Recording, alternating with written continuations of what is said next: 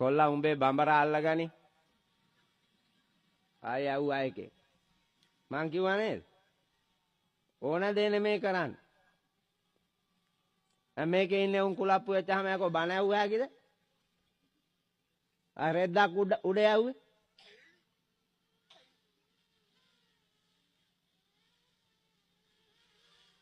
අතේ සල්ලි වියදම් කරලා වැඩක් කරලා ඒ වැඩේ ඵලය ගන්න නැත්තම්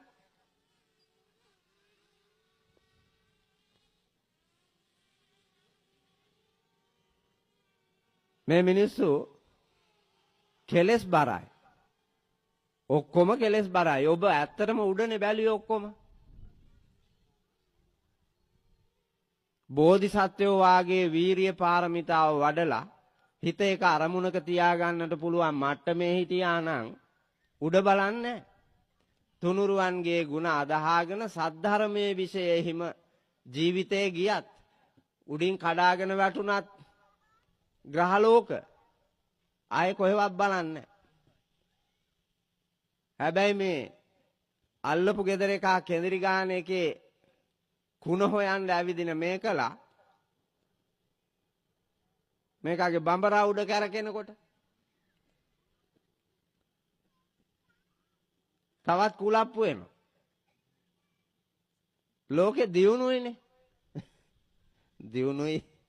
දියුණු ලෝකේ හිඟා කනවා පුතා. ලෝකේ දියුණුයි.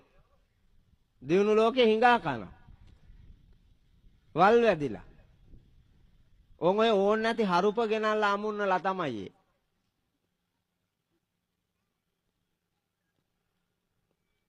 උදාහරණ නම් තියෙනවා ගොඩක් කියන්න ඕකට ගැලපෙන ලැජ්ජය බෑ. පෞද්ගලිකව මුණ ගැහුණා නම් කිව්ව හැකි. එකක් කරන අතරේ තව එකක් කරන්න ගියපුවාම වෙන වැඩේ. මේවා සංයමයෙන් කරන්න ඕන වැඩ පුතා.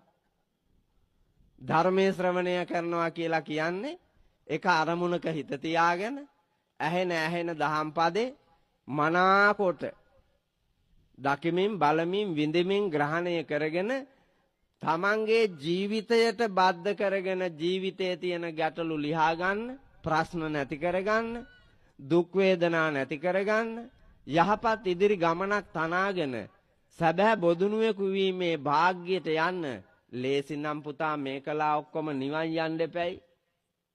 මෙච්චර කල් අහපු බණ හැටියට නිවන් යන්න බැරි උනේ ඔය මායාකාරී ලෝකයේ ඇතුලේ පුහු මාන්නය ජීවිතය තුල තියාගෙන ඒක හදන්න. දැන් මේ වීඩියෝ එක ලස්සන කරන එකනේ කරන්න ඕනේ. ඈ මෙතන හෙළුවේ නටන්න කියලා ඇල්ලුවා නම් ඒක හරියනවා. බණ කියද්දී ඔය වැඩේ හරියන්නේ නැහැ. යකඩ තැලුවා නම් අර මියුසිකල් එකක් ගෙනත් තියාගෙන ඒකට නම් ගැලපෙනවා. හැබැයි සද්ධර්ම දේශනාවක් පවත්වන වෙලාවේ ඔව්වා ගැලපෙනවා නම් මේ අය මෙලහට නිවන් දැකලා පින්නතුනි හිත හේලා කරගෙන ධර්මයේ ශ්‍රවණය කරන්න මහන්සි ගන්න.